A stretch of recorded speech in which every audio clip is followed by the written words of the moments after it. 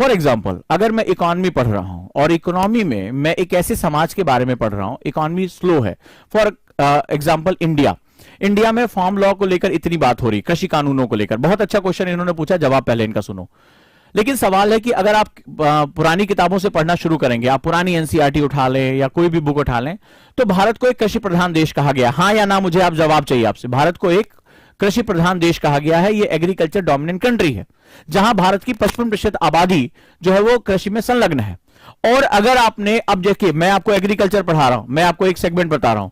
अब सवाल यह है, जब इन्होंने बहुत अच्छा क्वेश्चन पूछा, इसका जवाब भी इनको उतना अच्छा मिलना चाहिए। अंतर विषय क्या होता है, कैसे, क्यों मैं जो है मैपिंग के थ्रू इसको इंटरलिंक करने जा रहा हूं। तो मैं एग्रीकल्चर की बात कर रहा हूं। छोटा सा एग्जांपल ले लेते हैं। मेरे बच्चे जो अभी पढ़ चुके हैं वो जानते हैं कि मैंने क्या बात की, उसको लिंक कर लेंगे, मुझे बहुत कॉन्फिडेंस उनके ऊपर। अब एग्रीकल्चर जो है, जैसे ही आप इकोनॉमी में आते हैं, इकोनॉमी में आपको पता चलता है ये प्राइमरी सेक्टर है, प्राथमिक क्षेत्र है, यानी ये उद्योगों में प्रथम आता है। ठीक है, पहला ये होता है primary, secondary and tertiary. Economy में आपको पढ़ाया जाता है कि 3 क्षेत्र अर्थव्यवस्था के होते हैं। प्राइमरी जिसको एग्रीकल्चर कहते हैं, सेकेंडरी जिसको उद्योग कहते हैं, और टर्सरी जिसको सेवा क्षेत्र कहा जाता है। क्लियर हो गया? अब आप यहां पर समझ गए। तो एग्रीकल्चर में आपने देखा कि अगर आप हिस्ट्री पढ़ते हैं, अब जैसे मेरे बच्चों ने जब हिस्ट्री मेरे साथ पढ़ी, तो कल जब मैंने आपको भूमि के बारे में बताया, कॉर्नवालिस के बारे में, जमींदारी बताया, आपको जो है वो रैयतवाड़ी, महलवाड़ी बताया, आपको समझ में आ गया कि बेसिक फंडामेंटल है कहां, प्रॉब्लम कहां है। प्रॉब्लम के लिए आपको इतिहास उठाना पड़ेगा कि लैंड तो यार किसी के पास बची नहीं, और उससे भी पहले आपको कंपनी के शासन पे जाना पड़ेगा कि कैसे उन्होंने भारत की जो हस्तशिल्प है, भारत का जो सेगमेंट है वो बर्बाद कर दिया। अब इंटरडिसिप्लिनरी की पावर देखिए, बड़े ध्यान समझिएगा, जितने भी बच्चे तैयारी करने जा रहे हैं, अगर ये इंटरडिसिप्लिनरी अप्रोच नहीं है तो यूपीएससी आपसे ये नहीं पूछेगा भारतीय कृषि से आपका क्या तात्पर्य है, ये नहीं क्वेश्चन पूछेगा वो। ये यूनिवर्सिटी में अपने कॉलेज में छोड़ आओ, यूपीएससी बहुत डेप्थ में जाकर आपका दिमाग निचोड़ लेता है, और यूपीएससी है ये इंटरडिसिप्लिनरी अप्रोच। अब देखो क्या होगा, मुझे आज भारत के हम कानून क्यों लेकर आ रहे हैं, हमने 3 जो है कानून क्यों बनाए थे, या भारत में हम कृषि सुधारों के बारे में बात क्यों कर रहे हैं। सुधार इसलिए करते क्योंकि बिगड़ा हुआ है, कहते ना इसको सुधार दो मास्टर साहब। अरे बिगड़ा हुआ तब तो सुधार रहे ना उसको। इसका मतलब है आज जो हमारे पास एग्रीकल्चर के जो सेगमेंट्स हैं, एग्रीकल्चर में बहुत सी बिगड़ी हुई बातें हैं, वो भी मैं आऊंगा। अब मुझे इस बात को समझने के लिए मुझे इतिहास खंगालना पड़ेगा, प्रॉब्लम कहां से। अगर तुम आज प्रॉब्लम समझने की कोशिश करो, कभी नहीं समझ पाओगे।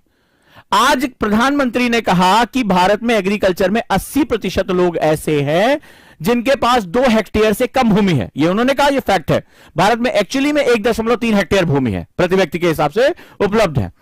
मान लेते हैं 2 हेक्टेयर भूमि है, तो इसका मतलब है ये 2 हेक्टेयर की बात आई कहां से, क्योंकि अगर आप मेडाइवल हिस्ट्री पढ़ते हो तो भाई भूमि का स्वामी तो राजा या बादशाह होता था।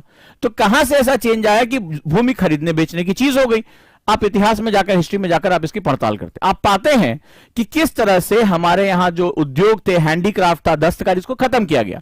लैंड के ऊपर प्रेशर बढ़ा, एग्रीकल्चर नीचे आ गया, और एग्रीकल्चर को फिर खरीदने बेचने की चीज कर दी गई। और वहां पर जो है अंग्रेजों ने जो तमाम जमींदारी व्यवस्था और इस तरह की व्यवस्था की, लैंडलॉर्ड वो लेकर आए। उससे क्या हुआ, धीरे धीरे जो काश्तकार था, जो पीजेंट था, किसान नहीं, फार्मर नहीं, पीजेंट जो था, वो धीरे धीरे क्या हुआ, निचुड़ता चला गया। ठीक है, और एक व्यवस्था आती ऐसी चली गई जहां सप्लाई चेन लंबी हो गई, बहुत लंबा। अंग्रेज जमींदार को जमींदार, साहूकार को साहूकार, कृषक को नोचना शुरू कर दिया।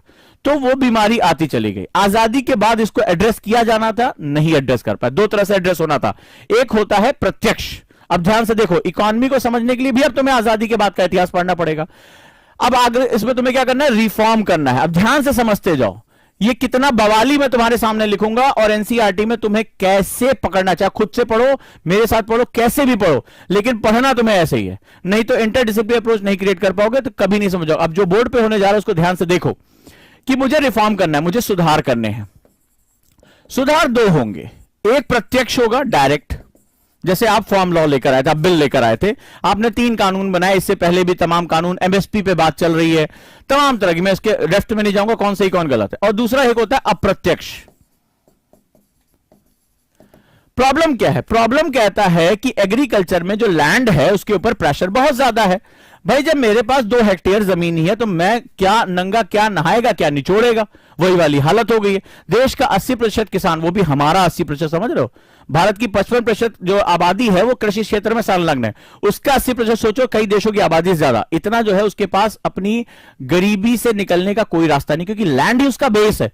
और भूमि सुधार तुम्हारे देश में कभी बहुत ज्यादा जो है वो सबसे नहीं हो पाए। तो तुम्हें 2 काम करना पड़ेगा। जहां से बात बिगड़ी है वहीं सुधारनी पड़ेगी। बिगड़ी क्यों थी? बिगड़ी इसलिए थी कि वहां के राजे महाराजाओं को अंग्रेजों ने खत्म किया, उनको पेंशन देकर किनारे कर दिया, ठीक है। और जितने भी दस्तकारी थी उन्होंने अपना बाजार भारत को बनाने के लिए, भारत को बर्बाद कर देने के लिए उन्होंने भारत के हैंडीक्राफ्ट को, भारत के कुटीर उद्योग को खत्म कर दिया, कॉटेज इंडस्ट्री को, और सारे के सारे लोग आ गए लैंड पे। तो पहला सुधार तो यह करना है कि यार इनकी इनकम सुरक्षित करो, इनको लैंड रिफॉर्म करके दो, इनको जो है ज्यादा जमीनें दो, सहूलियत दो, सिंचाई दो, बीज दो, इनको सुविधाएं दो, इनको बाजार दो, इनको मंडी दो। दूसरा अप्रत्यक्ष यानी इनडायरेक्ट तरीका यह है कि इसमें से लोगों को निकालकर इंडस्ट्री में लेकर चले जाओ। भाई मुझे क्या जरूरत है खेती करने की अगर मेरे इंडस्ट्रियलाइजेशन बहुत अच्छा रहा? चाइना का मॉडल देख लो, चाइना अपनी बड़ी से बड़ी आबादी को इंडस्ट्री में कन्वर्ट करा ले गया, तो लैंड के ऊपर प्रेशर क्या हो गया? कम हो गया। या सर्विस सेक्टर में लेके चले जाओ, सेकेंडरी या टर्सरी में लेकर चलो, ये इनडायरेक्ट है। तो ये क्या करेगा? ये खींचकर वहां से लोगों को निकाल देगा, लैंड पर व्यक्ति जो है वो ज्यादा से ज्यादा अवेलेबल होगी।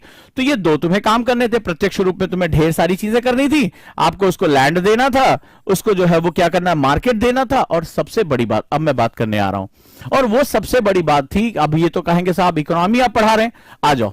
जब हम प्राइमरी सेक्टर है, प्राथमिक सेक्टर है, और इसको हम उद्योग कहते हैं, तो उद्योग में पहली शर्त होती है, उद्योग में चाहिए होता है निवेश। निवेश का मतलब होता है इन्वेस्टमेंट। उद्योग में चाहिए होता है निवेश। क्यों करते हैं? Why we do investment? Because of value addition. हम किसी भी चीज में वैल्यू एडिशन करते हैं। किसी भी राष्ट्र में वैल्यू एडिशन यानी मूल्यवर्धन सबसे जरूरी शर्त होती है। मूल्यवर्धन का मतलब होता है पॉजिटिव वे में जाना। ठीक है भाई, आपने किया तो आपको निवेश यानी इन्वेस्टमेंट करना पड़ेगा, आपको वैल्यू एडिशन करना पड़ेगा। जब वैल्यू एडिशन शब्द आप सुनते हैं तो आपको लगता है अच्छा ये हमने पैसा लगाया घटाक से, इधर जो है इधर हम आलू डालेंगे उधर सोना निकलेगा, ठीक है, तो यहां हम क्या करेंगे? निवेश करेंगे, वैल्यू एडिशन नहीं। वैल्यू एडिशन के भी डायमेंशंस होते हैं। वैल्यू एडिशन में पहली शर्त होती है, मान लीजिए वैल्यू एडिशन आपको करना है, आज आप किसी गांव देहात में है, आज आप सोच रहे हैं एनसीईआरटी बहुत कठिन है, लेकिन आपने आईएएस बनने का सपना देख लिया।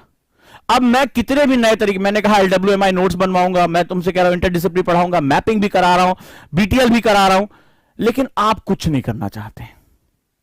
आप कह रहे नहीं सर हम तो आंख बंद करके सोते रहेंगे आराम से, बस आप पढ़ाइए, आप पढ़ाइए, आप बताइए आईएएस बनेंगे नहीं। अब आप में से कोई पूछ ले, यानी अगर पहली शर्त क्या है वैल्यू एडिशन की? पहली, the first condition of the value addition is self involvement. ध्यान से समझो, सेल्फ इन्वॉल्वमेंट। क्वेश्चन है एक मेरा, तो पहली जिम्मेदारी वैल्यू एडिशन की किसकी है? मान लो मैं तुम्हें लाख गला फाल के पढ़ा दूं, मैं तुम्हें बेस्ट से बेस्ट पढ़ा दूं, लेकिन अगर तुम तैयार नहीं, सेल्फ इन्वॉल्वमेंट नहीं कर, तुम्हें पढ़ ही नहीं रहे हो, तुम सुन ही नहीं रहे हो, तो फिर जब पहली शर्त तुम सेल्फ जो इन्वॉल्वमेंट नहीं कर रहे हो, यानी तुम खुद जो शुरुआत नहीं कर रहे हो, तो कभी भी वैल्यू एडिशन की शुरुआत नहीं हो सकती, नहीं हो सकती। सरकार क्या कर रही है, गवर्नमेंट ऑर्गेनाइजेशन क्या कर रही है, डजंट मैटर। जब तक, याद रखिएगा, जब तक आप शुरुआत नहीं करते हैं तब तक आप कभी भी वैल्यू एडिशन की शुरुआत नहीं कर सकते। और कोई भी अर्थव्यवस्था, आज की सबसे प्रगतिशील अर्थव्यवस्था है वैल्यू एडिशन बेस्ड अर्थव्यवस्था होती है, याद रखिएगा। जितनी भी इकोनॉमी है वैल्यू बेस्ड यानी मूल्यवर्धन बेस्ड इकोनॉमीज होती हैं। इसीलिए हम स्किल नॉलेज पर इतना ज्यादा फोकस कर रहे हैं, टेक्नोलॉजी पर फोकस कर रहे हैं, R&D पे फोकस कर रहे हैं। हर तरह से हम मारे जाते हैं, लेकिन आज हम न सिर्फ अपने लोगों की जरूरतें पूरी कर रहे हैं, हम निर्यात कर रहे हैं। यह होता है वैल्यू एडिशन। लेकिन जब तक आप इन्वॉल्वमेंट नहीं करेंगे तब तक आप कभी भी वैल्यू एडिशन की शुरुआत नहीं करें। इसके बाद आता है गवर्नमेंट इंटरवेंशन, सरकारी जो प्रवेश होता है। इसके बाद होता है मार्केट यानी बाजार, और चौथा होता है तकनीक यानी टेक्नोलॉजी। ये चार जब मिलते हैं तब वैल्यू एडिशन की शुरुआत होती है। लेकिन आप एक ऐसे समाज में, अब आ जाइए इकोनॉमी से निकलकर सोसाइटी में। अब देखिए इंटरडिसिप्लिनरी अप्रोच कैसे होता है। आपकी पूरी सोसाइटी सुरक्षा की खाली मांग कर रही है, मेरे अधिकार ना छीनो, मेरे अधिकार रहने दो, मुझे सिक्योर कर दो किसी तरीके से। जो गरीब है वो गरीब। सुरक्षा का मतलब ये नहीं कि तुम किसी दुश्मन से, सुरक्षा का मतलब होता है यथास्थिति बने रहना। कई बार आई एम नॉट कंफर्टेबल, मैं अपने कंफर्ट जोन से बाहर नहीं आना चाहता। मैं किसान हूं, मैं तुमसे मांग लूंगा 5 साल बाद मेरा कर्ज माफ कर दो। मैं किसान हूं, देश का किसान। कहते हैं भारत की खेती मानसून का जुआ है। भाई राजनीति में कितने गंदे शब्द इस्तेमाल करती है। अरे मानसून का जुआ है, तुम 50 साल से बताते रहे, उसको नहर बना के नहीं दे पा रहे हो, उसको सिंचाई सुविधा नहीं दे पा रहे हो। भारतीय कृषि घाटे का सौदा है, आपने कई किताबों में पढ़ा होगा। तुम बता ही रहे हो कि ये उद्योग डूबने के लिए बना, जब तुम उसको बार बार बोल रहे हो घाटे का सौदा, तो कहां से अपने लिए वैल्यू एडिशन करेगा। यानी सोसाइटी अगर प्रोग्रेसिव नहीं है, सोसाइटी में इनोवेशन नहीं है, सोसाइटी में प्रोग्रेस नहीं है, रिस्क टेकिंग सोसाइटी नहीं है। देखो, सुरक्षा से निकलने के लिए रिस्क लेना पड़ता है कि चलो कुछ नई फसल ट्राई करते हैं, कुछ नया तरीका देखते हैं, कुछ नया उगाते हैं। बहुत साल से गेहूं चावल उगा लिया, तो रिस्क टेकिंग सोसाइटी होती है। रिस्क से इनोवेशन बढ़ता है, इनोवेशन तुम्हारी लाइफ का हिस्सा बनता है और हमारी प्रोडक्टिविटी बढ़ जाती है। बड़ा सिंपल सा फंडा है। तो आप एक ऐसे समाज की परिकल्पना करो जो जड़वत है, जो इनर्शिया के साथ है, वो बदलाव नहीं चाहता या बदलाव नहीं कर पा रहा है, यह बदलाव का विरोधी भी है। आपने देखा अभी क्या हुआ, बदलाव का विरोधी भी है, उसके पक्ष में भी बदलाव है तो भी उसका विरोध कर रहा है राजनीति के कारण। ये पूरे देश ने जो है सब कुछ देखा। तो अब ऐसी कंडीशन में क्या होगा, ऐसा समाज कभी भी वैल्यू एडिशन की शुरुआत नहीं कर पाया। फॉर एग्जांपल है, तो आपसे आपने कहा पिताजी मुझे एक उद्योगपति बनना है, आज की डेट में बहुत से यूथ हैं, बहुत अच्छा काम कर रहे हैं, यूनिकॉर्न इंडिया में जा रहा है। अब पिताजी जो है वो ये सोच के बैठे थे कि तुम सरकारी नौकरी हर हालत में करोगे, भले चाहे तुम तृतीय श्रेणी जो है वो सरकारी कर्मचारी बनो, कोई दिक्कत नहीं है, तभी शादी होगी तुम्हारी, तभी अच्छा तुम्हें दहेज मिलेगा। उन्होंने ढेर सारे सपने देख रखे। तुम पहुंचे उनके पास, बोला पिताजी मैं अपने दम पर कुछ करना चाहता हूं। पिताजी ने चप्पल निकाली, बोले जो फिर से बोलो क्या कह रहे थे। अब तुमने उनके हाथ में 9 नंबर की पैराग्राफ देखी, अपने सपने अपने थूक के साथ घटक लिए। बोले अब नहीं पिताजी, हम कुछ नहीं कर रहे थे, हम कह रहे थे वो क्या नाम है, बैंक पीओ फॉर्म निकला, हम भरने जा रहे हैं। होता है हमारे समाज में, जैसे ही आप उनको कुछ कहते हैं तुरंत बोलते हैं अरे सरकारी नौकरी कर लो। अभी आप ज्यादा नहीं, पेटीएम के जो सीईओ हैं, आपने देखा कि भारत में सबसे बड़ा जो है वो आईपीओ खुला, सबसे बड़ा अभी तक का। उन्होंने खुद कहा कि मेरे पिताजी ने कहा क्या यार ये नौटंकी वोटंकी कर रहे, कोई सरकारी नौकरी ज्वाइन कर लो, क्योंकि सरकारी नौकरी का मतलब होता है सुरक्षा, सिक्योरिटी, और समाज सिक्योरिटी देता है। भैया कोई लड़की नहीं देगा तुम्हें शादी करने के लिए, क्योंकि वो सिक्योरिटी देख रहा है दामाद जी सिक्योर है कि नहीं है। तो अब ऐसी कंडीशन में जब ऐसा समाज जब सिक्योरिटी देख रहा हो, रिस्क टेकिंग नहीं है, तो इनोवेशन कहां करेगा। अगर पेटीएम के सीईओ ने अपने पिताजी की सुनी होती तो आज आप शेखर का नाम ही नहीं सुनते कहीं। आज भारत का सबसे बड़ा आईपीओ, और उन्होंने कितने युवाओं को प्रेरित किया होगा, यार हम भी कुछ अपना कर सकते हैं। आज यही कारण है पेटीएम की सक्सेस के बाद अगर आप देखेंगे भारत में फिनटेक्स यानी कि फाइनेंशियल टेक्नोलॉजीज इंडिया में, पूरी दुनिया में नंबर 1 हम पहुंच गए। सबसे ज्यादा पूरी दुनिया में यूनिकॉर्न जो पैसा ले रहे हैं वो फिनटेक्स में ले रहे हैं, फाइनेंशियल टेक्नोलॉजीज में ले रहे हैं। ये होती है सक्सेस स्टोरीज। जब आप रिस्क लेते हैं, जब आप खतरा मोल लेते हैं, तो आप ये समझिए मैं इकोनॉमी को सोसाइटी के साथ जोड़ रहा हूं, पॉलिटी के साथ जोड़ रहा हूं। तो ये जो जोड़ने की कला है, ये जो बोर्ड पे लिखा है, यही है यूपीएससी। ऐसा मत समझिएगा एनसीईआरटी केवल फैक्ट रटने का नाम नहीं है। अगर यूपीएससी को समझना चाहते हो तो एक पॉइंट को दूसरे पॉइंट से लिंक करना आपको आता होना चाहिए। और अगर ये जिस दिन आप सीख गए उस दिन आप खुद कहेंगे sir union public service commission मुझे कब बुला रहा है, मुझे बस उस दिन का इंतजार है।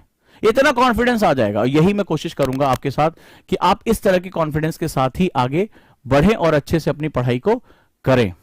क्लियर है? तो मेरी बात आप लोगों को समझ में आई? बड़ा इंपॉर्टेंट है, बहुत इंपॉर्टेंट सेगमेंट है ये आपके लिए। तो यहां पर अगर आप करेंगे तो बहुत ही अच्छा रहेगा। Divyoday please take class in English. मैं दोनों लैंग्वेजेस में यूज करता हूं और मेरे नोट्स इंग्लिश में होते हैं, मैं उसको हिंदी में बोलता हूं और लिखवाता हूं। और LWMI भी वैसे भी ज्यादा लिखने के लिए होता नहीं है, वो एक अलग ही लेवल का नोट्स होता है, तो कोई परेशान होने की जरूरत नहीं है।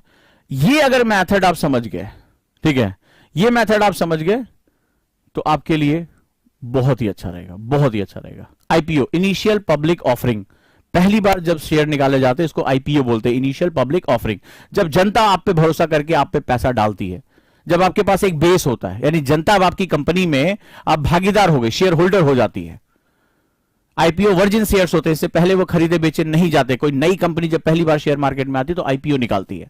ये बताती है कि लोगों का आपकी कंपनी में कितना भरोसा है। आज भारतीय इस भरोसे को पैदा कर, आज भारतीय युवा, आप जो यूनिकॉर्न्स के बच्चे 32 साल 33 साल 36 साल, ये एज है हमारे एंटरप्रेन्योर्स की, ये वो बेहतरीन कार्य कर रहे हैं। तो भारत एक अगला सेगमेंट देख रहा है, लेकिन भारतीय समाज में एक विरोधाभास है। एक बड़ा समाज रिस्क ले रहा है और एक बहुत बड़ा समाज एक जो है सुरक्षा में अभी भी जुड़ा होता है। तो भारतीय किसान की जो सबसे बड़ी समस्या है वो रिस्क टेकर नहीं है, वो रिस्क जीवन का ले रहा है, वो इनोवेशन का रिस्क नहीं ले रहा है। और इसीलिए क्वेश्चन ये भी है कि जब कानून सरकार बनाती है तो जनता खुद क्यों नहीं अपने लिए कुछ मांग करती है। क्वेश्चन ये है कि क्या 20% लोगों ने इस कानून को जब रद्द कराया तो 80% लोग कहां थे जिन्होंने अपने हक की ना मांग की और ना वो अपने हक के बारे में जागरूक हो पाए? ये एक बहुत बड़ा क्वेश्चन है, क्योंकि सरकार की शक्तियां लोगों की शक्तियों के साथ जुड़ जाती हैं। लोगों की शक्तियां ही सरकार की शक्तियां होती है। The peoples power is the power of government.